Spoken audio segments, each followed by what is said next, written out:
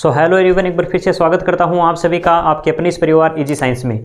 साथियों, शिक्षक भर्ती आवेदन से संबंधित हजारों विद्यार्थियों को विभिन्न परेशानियों का सामना करना पड़ रहा था, जिसकी लगातार निर्देशालय में मांग उठाने के बाद फाइनली निर्देशालय द्वारा इसका जवाब निकल के आया है। तो आज बात करने वाले हैं कि आवेदन करते समय हमें किन किन बातों का ध्यान रखना है और साथ ही साथ जिन्होंने आवेदन अब तक कर दिया है और उनके आवेदन में किसी प्रकार की कोई त्रुटि रही है तो हो सकता है निर्देशालय द्वारा जल्द ही इसकी कोई सूचना दे दी जाएगी, या फिर हो सकता है 9 फरवरी के बाद इसके लिए आपको करेक्शन का मौका दिया जाए। तो चलिए आज हम बात करने वाले हैं कि आवेदन करते समय जो सवाल आ रहे हैं, लगातार परेशानियां जो आ रही हैं, उनका उन्होंने क्या जवाब दिया है। तो चलिए सबसे पहले अगर बात करें, पहला सवाल है क्या एक से अधिक आवेदन कर सकते हैं क्या।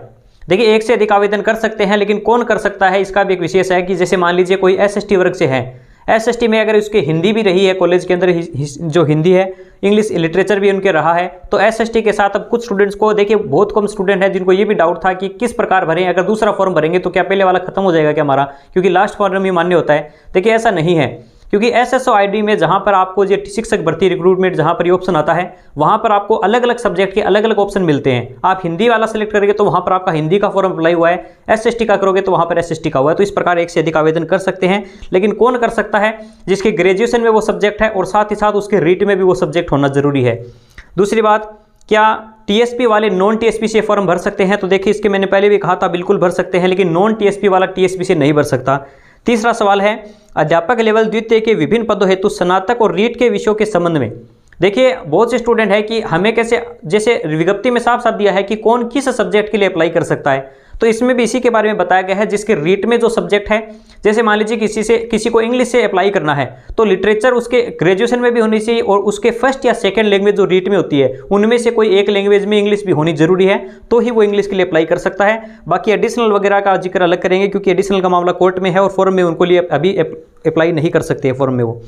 चौथा प्रश्न है, आरक्षित वर्ग के अक्षरार्थी हैं, यानी जो आवेदन कर रहे हैं, के प्रमाण पत्रों के संबंध में। इसके बारे में देखिए 1 जनवरी को भी मैंने बताया था कि आपको 9 फरवरी से पहले कौन से डॉक्यूमेंट बनाने हैं। उसमें मैंने आपको कंप्लीट इसके बारे में बताया था कि आप जिस भी आरक्षण लेना चाहते हैं, जिस भी कैटेगरी से आप हैं, उसका जैसे खास करें जैसे आप समझते हैं जाति प्रमाण पत्र, वो आपका 9 फरवरी से पहले का बना हुआ होना चाहिए, तभी आपको उस कैटेगरी का लाभ मिलेगा। दूसरी बात करते हैं, 5वां प्रश्न है 4 वर्षीय। देखिए ये प्रश्न काफ़ी ज़्यादा इंपॉर्टेंट है, क्योंकि बहुत से ऐसे स्टूडेंट हैं जो 4 वर्षीय अभी जिन्होंने बीएड कर रहे हैं, 4 वर्ष का जिनका बीएड चल रहा है, उनमें क्योंकि कंबाइंड होती हैं दोनों चीज़ें, तो वो किस प्रकार से अपने ग्रेजुएशन के, क्योंकि 90-10 का रेशियो है तो 10% ग्रेजुएशन के भी जुड़ते हैं, तो किस प्रकार अपने ग्रेजुएशन के मार्क्स अलग दिखाएं और बीएड के अलग दिखाएं। देखिए वैसे तो ये विज्ञप्ति में साफ साफ दिया हुआ था कि 4 वर्षों में से आपके जिन भी वर्ष में आपके जो शैक्षिक विषय हैं, जैसे मान लीजिए कोई साइंस का स्टूडेंट है, उसके फिजिक्स केमिस्ट्री मैथ्स है, तो उनके मार्क्स को वो अलग काउंट करे, और साथ ही साथ जो बीएड के अलग से बुक चलती हैं उनके मार्क्स अलग से उनको काउंट करने उन सब्जेक्ट के। तो इस प्रकार वो अपने 4 वर्षों का कोर्स अपने दिखा सकता है कितने मार्क्स उसके ग्रेजुएशन में, कितने उसके बीएड में आए हैं। 6वां प्रश्न है, स्नातक तथा रीट के विषय कौन से भरे जाएंगे। तो देखिए आप किस प्रकार से स्नातक में और रीट के विषय में क्या भरना है आपको। देखिए स्नातक विषय में तो आपके जो ऑप्शनल सब्जेक्ट थे, जैसे साइंस वाले स्टूडेंट के यदि किसी के फिजिक्स केमिस्ट्री मैथ्स है तो आप पीसीएम लिख सकते हैं, या नाम पूरा डिटेल में भर सकते हैं फिजिक्स केमिस्ट्री मैथ्स। इसको लेके बहुत से स्टूडेंट ने लिख के ये भी कहा है कि हमने बीएससी मैथ्स से की है, तो देखिए ये कोई बड़ा इश्यू नहीं है, लेकिन इसमें साफ साफ दे रखा है आप वो सब्जेक्ट भरे जो आपके ऑप्शनल है। आपके किसी प्रकार का कोई करेक्शन है तो हो सकता है 9 फरवरी के बाद इसका मौका आपको मिले। नेक्स्ट है रीट में, आप जहां पर पूछा है रीट में आपके क्या विषय रहे, तो आपको देखिए साइकोलॉजी सभी के लिए कॉमन है, चाहे फर्स्ट लेवल हो, सेकंड लेवल हो, या कोई भी सब्जेक्ट हो, इसलिए आपको केवल हिंदी इंग्लिश आपके जैसे जो लैंग्वेज रही है, आपकी जो लैंग्वेज रही है दोनों, वो लैंग्वेजों का नाम लिखना है, और साथ में आपके एसएसटी से हैं या साइंस से हैं, लेवल फर्स्ट है या सेकंड, उसके हिसाब से आपको अपनी तीनों चीज़ें ये भरनी है। सिर्फ आप किस चीज़ का स्पेशलाइजेशन जो आता है। और देखिए स्पेशलाइजेशन के बारे में एक बात और, कि जो प्रमाण पत्र हम लेकर आए हैं, कई लोगों का मैंने देखा है एसएसटी के स्थान पर वहाँ पर अदर लिखा हुआ है, तो ये कोई बड़ा इशू नहीं है। देखिए ये बोर्ड की तरफ से लिखा गया है, प्रमाण पत्र में कोई बड़ा इशू नहीं है, सभी कई लोगों के आ रहा है ये।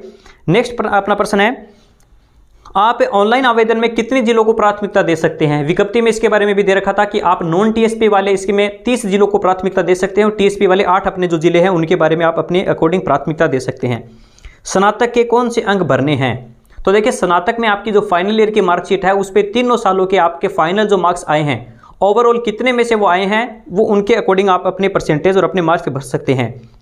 नेक्स्ट प्रश्न है, नाम में अंतर होने पर आपको किसके अकॉर्डिंग आवेदन करना है। देखिए कुछ लोगों के प्रॉब्लम आ रही है कि सर 10th में नाम कुछ है, हमारी इस मार्कशीट में कुछ अलग नाम है। देखिए मैंने इससे पहले भी कहा था, आपकी सबसे इंपॉर्टेंट अपनी जो मार्कशीट होती है वो 10th की मार्कशीट होती है, क्योंकि 10th की मार्कशीट के बाद ही अपने जो डाटा होते हैं वो ऑनलाइन चढ़ने शुरू होते हैं और उसमें करेक्शन करना थोड़ा सा प्रॉब्लम होती है। इसलिए आप अपनी 10th की मार्कशीट के अकॉर्डिंग ही अपनी पिता का नाम, माता का नाम, अपना नाम या डेट ऑफ बर्थ उसमें भरें। नेक्स्ट है, क्या किसी ई मित्र के द्वारा अगर किसी प्रकार की कोई प्रॉब्लम कर दी जाती है तो उसके लिए जिम्मेदार कौन होगा। देखिए जिम्मेदार वो होगा जिसने फॉर्म भरवाया है, यानी खुद विद्यार्थी इसका जिम्मेदार होगा। अपनी जिम्मेदारी पर ही ई मित्र से फॉर्म भरवाएं। किसी प्रकार की कोई गलती होने पर आप ये नहीं कह सकते कि हमारे ई मित्र वाले ने ये गलती कर दी। इसलिए ही आपको बार बार कहा है, आप पहले विज्ञप्ति को अच्छे से पढ़िए।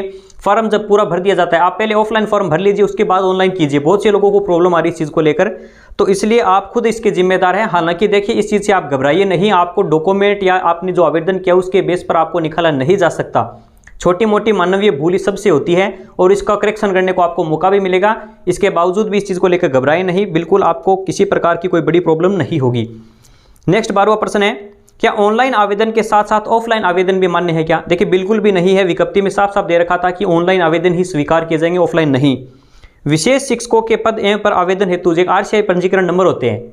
जिस प्रकार आपने मैरिज में देखा होगा कि जो मैरिज सर्टिफिकेट पे आता है पंजीकरण नंबर, ठीक वैसे ही RCI पंजीकरण नंबर वो ऑप्शनल है, आपके लिए कंपलसरी नहीं है, उसमें आप नहीं भी भरेंगे तो भी चलेगा। हालांकि मैरिज वाला अभी तक इश्यू चल रहा है, उसको लेकर हो सकता है गाइडलाइन आए, लेकिन अभी तक उसमें मान रखा है।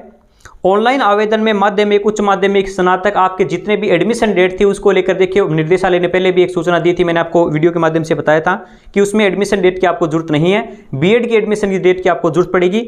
और जो स्टूडेंट पूछ रहे थे कि सर इसमें हार्ड कॉपी या किसी प्रकार का कोई हमें लेटर पैड पे लिखाना जरूरी है क्या, देखिए कहीं पर भी विज्ञप्ति में या फिर जो डॉक्यूमेंट की लिस्ट है वहां पे कहीं पर भी नहीं लिखा हुआ, लेकिन आपकी सहूलियत के लिए मैंने आपसे कहा है अभी आपके पास समय है, आप वो निकलवा लीजिए।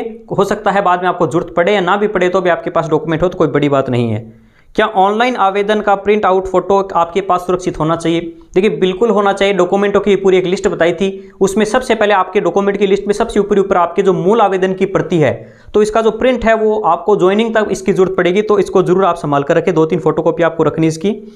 यदि किसी अशार्थी द्वारा DLD और BEd दोनों कर रखा है तो वो किस प्रकार से फॉर्म अप्लाई कर सकते हैं। देखिए सीधी सी है, DLD लेवल 1 के लिए और BEd वाले लेवल 2 के लिए आवेदन कर सकते हैं। स्नातक के विषय समूह को भरते समय आ रही समस्याएं, ये सबसे बड़ी प्रॉब्लम आ रही है, खास करके जो BA ऑनर्स वगैरह उन्होंने कर रखी है, उनके 2 ही सब्जेक्ट होते हैं। कुछ स्टूडेंट कह रहे सर 3 सब्जेक्ट कहाँ से भरें, उनके लिए इसमें विशेष सूचना सबसे इंपॉर्टेंट इन्हीं के लिए है कि वो 2 सब्जेक्ट या 1 सब्जेक्ट, देखिए क्या होता है, हम जिस सब्जेक्ट से अप्लाई करना चाहते हैं उसकी अहर्ता यही है कि कम से कम वो 1 सब्जेक्ट होना चाहिए। आप साइंस से अप्लाई कर रहे हैं तो फिजिक्स, केमिस्ट्री, मैथ, बायोलॉजी, आप किसी में से भी अगर 1 सब्जेक्ट भी आपकी है तो आप 1 भी भर सकते हैं, 2 में एनी अदर लिख सकते हैं, या 2 भर के एक तीसरा सब्जेक्ट आप एनी अदर लिख सकते हैं, उसमें कोई प्रॉब्लम नहीं होगी।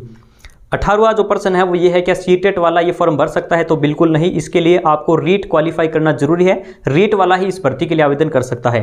तो ये कुछ इंपॉर्टेंट जानकारियां थी इस चीज़ को लेकर कि जो आपकी समस्या आ रही थी, जो निर्देशालय द्वारा इसका जो जवाब पेश किया गया है उससे संबंधित आपको ये पूरी PDF मैं आपको अपने टेलीग्राम चैनल पर जो अपलोड कर दूंगा, तो आप EG साइंस जो नाम से आप टेलीग्राम है उस पर चेक कर सकते हैं।